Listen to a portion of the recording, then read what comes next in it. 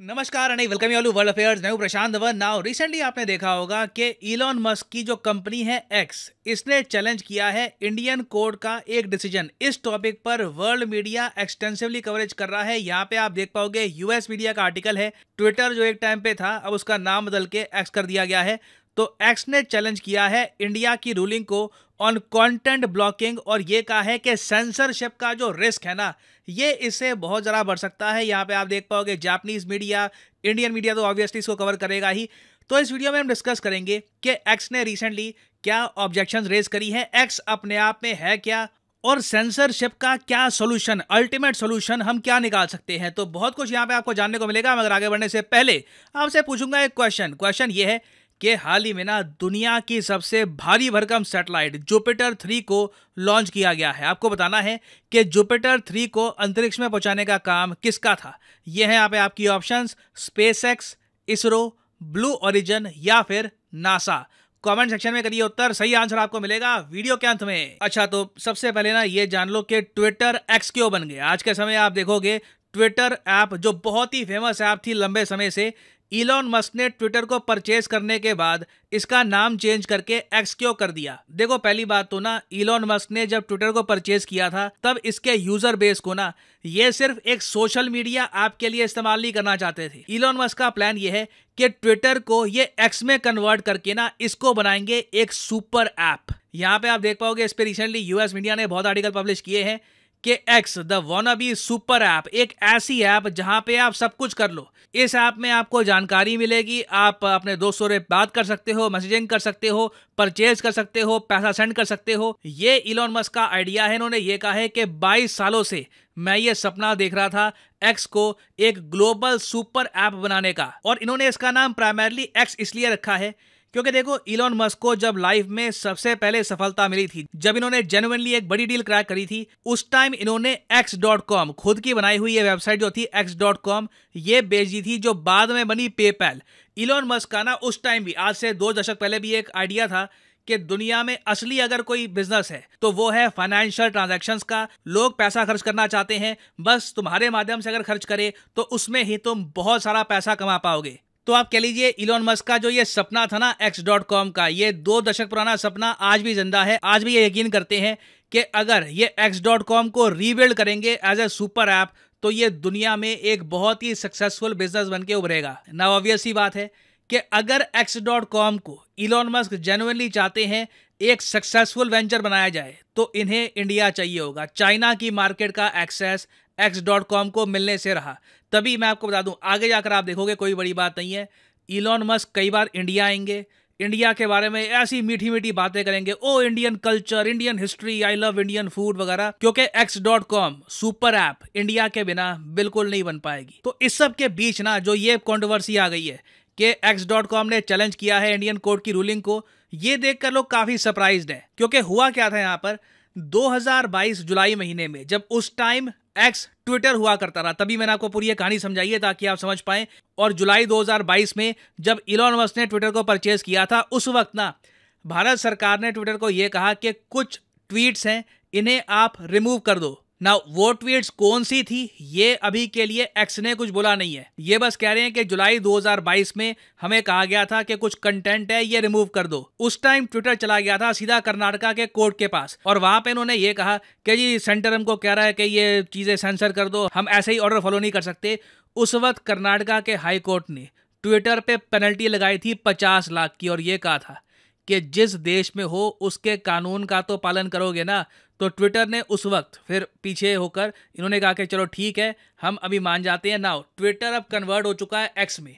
तो अब एक्स ना यहाँ पर फिर से कर्नाटका हाई कोर्ट के जो डिसीजन है इसको चैलेंज कर रहा है, और ये कह रहा है कि देखिए हम एग्री नहीं करते सेंसरशिप से। ये लोग यहाँ पर कह रहे हैं कि अगर हम सेंटर की जो बात है यहाँ पे फॉलो कर लेते हैं तो कल को इंडियन गवर्नमेंट कुछ भी कहेगी कि रिमूव करो, हटाना है, हमें ये सब करना होगा, इससे सेंसरशिप बहुत ज़्यादा बढ़ जाएगी। और मैं यहाँ पर थोड़ा बहुत समझ सकता हूँ कि x.com ने, मतलब इलॉन मस्क की कंपनी है जो x.com, इसने अचानक से ये बात क्यों कही है।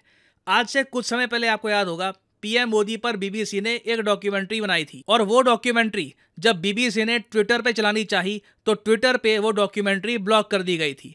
नाउ बीबीसी के लोग बाद में इलॉन मस्क के पास पहुंचे और पूछा कि जी पीएम मोदी वाली जो डॉक्यूमेंट्री थी ट्विटर ने ब्लॉक क्यों कर दी।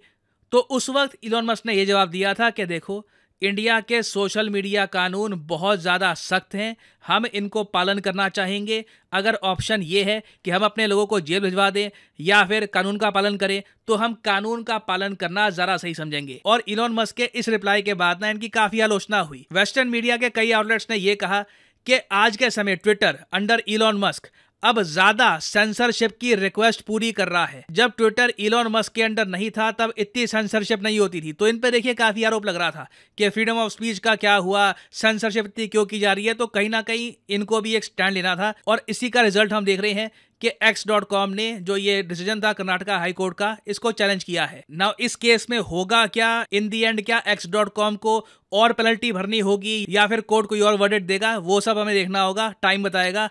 मगर एक बात तो तय है, देखो सेंसरशिप करे या ना करे इस बात को लेकर ना दुनिया भर में बहुत डिबेट हो रहा है। अब दुनिया में कई देश हैं, वहां पर लोग अचानक से फेक न्यूज़ अगर फैला दे तो उससे ना सोशल डिसहार्मनी हो सकती है। इंडिया में तो स्पेशली आप इमेजिन कर सकते हैं कि अगर कोई फेक न्यूज़ फैला दे कि कहीं पर कुछ हुआ है या फिर कुछ बड़ा इंसिडेंट हुआ है और फुटेज इस्तेमाल कर ले सीरिया की या यूक्रेन की, तो लोग एक बार को मिसलीड हो सकते हैं। तो इसका सोल्यूशन हम क्या कर सकते हैं सिवाय सेंसरशिप के, और क्या क्या हो सकता है? देखिए, सरकार बहुत ही जल्द सितंबर महीने में बताया जा रहा है कि एक अलग से फैक्ट चेकिंग यूनिट, खुद का फैक्ट चेकिंग यूनिट लॉन्च करेगी। मुझे ये देखना है ये कैसा होगा, ये काफ़ी इंटरेस्टिंग हो सकता है। इससे एटलीस्ट कई लोग जो इंडिया के बारे में या फिर इंडिया में गलत न्यूज़ लाने की कोशिश करते हैं जिससे सोशल डिसहार्मनी हो, कंट्री का लॉस हो, एटलीस्ट उन पे तो चेक रखा जा सकेगा। मगर ये ना अपने आप में अल्टीमेट सोल्यूशन नहीं होगा। फैक्ट चेकिंग टीम चाहे जितनी भी बड़ी हो, सोशल मीडिया इतना एनॉर्मस है, इतने सारे लोग यहाँ पे होते हैं, इतने सारे टॉपिक डिस्कस होते हैं कि हर टॉपिक पे ना आपका कंट्रोल नहीं हो सकता। कई इकोनॉमिस्ट हैं यूके में, उन्होंने एक सुझाव ये दिया कि किया क्या जा सकता है कि लोगों की जो फॉरवर्डिंग कैपेसिटी है ना, या रीट्वीट करने की कैपेसिटी है, उसको लिमिट किया जाए। इसके बारे में कई इकोनॉमिस्ट ने यह लिखा है कि अगर मिस इन्फॉर्मेशन को स्प्रेड करने से रोकना है ना, तो बहुत इंपॉर्टेंट है कि एक यूजर की लिमिट होनी चाहिए कि एक मैसेज को इतना ही वो फॉरवर्ड कर पाएगा, इतना रीट्वीट कर पाएगा। और अगर एक मैसेज लगातार एक सिस्टमैटिक तरीके से फॉरवर्ड किया जा रहा है, रीट्वीट किया जा रहा है, तो उसकी विजिबिलिटी ये बहुत ज़्यादा कम हो जाएगी, कम लोगों को वो मैसेज दिखेगा इनिशियली, ताकि एटलीस्ट फैक्ट चेकर्स को टाइम तो मिले देखने का कि ये है क्या। नहीं तो मैं आपको बता दूं, इतने सारे लोग हैं सोशल मीडिया में कि वो इतने रैपिडली एक मैसेज को फैला देंगे। जब तक फैक्ट चेकिंग होगी, रिसर्च होगी, बताया जाएगा क्या सही है क्या गलत है, वो न्यूज़ ऑलरेडी व्हाट्सएप पर पहुंच चुकी होगी। तो देखिए, ये टॉपिक बहुत कॉम्प्लेक्स है, इसके कई सोल्यूशन निकल सकते हैं। मैं यहाँ पर जानना चाहूँगा आपका ओपिनियन कि आपके हिसाब से अल्टीमेट सॉल्यूशन इस प्रॉब्लम का क्या है। लिखेगा इसके बारे में कमेंट सेक्शन में। I would like to know your opinion. Now finally वापस आते हैं क्वेश्चन की तरफ जो मैंने आपसे पूछा था कि जुपिटर 3 जो है भारी भरकम सैटेलाइट, अब तक की सबसे ज़्यादा भारी भरकम प्राइवेट सैटेलाइट, ये किसने लॉन्च करी है? तो सही उत्तर यहाँ पे है ऑप्शन ए, स्पेसएक्स ने। यहाँ पर आप देख पाओगे इसका article, SpaceX's Falcon successfully launches Jupiter 3 broadband communication satellite into the orbit. तो ये जो सैटेलाइट है ये इंटरनेट प्रोवाइड करने का काम करेगी। और फाइनली यहाँ पर मैं ये भी ऐड कर दूं कि आप किसी भी एग्जाम की तैयारी कर रहे हैं, चाहे एसएससी, यूपीएससी, बैंक, आप परचेज कर सकते हैं अनअकैडमी के क्वालिटी कोर्सेज।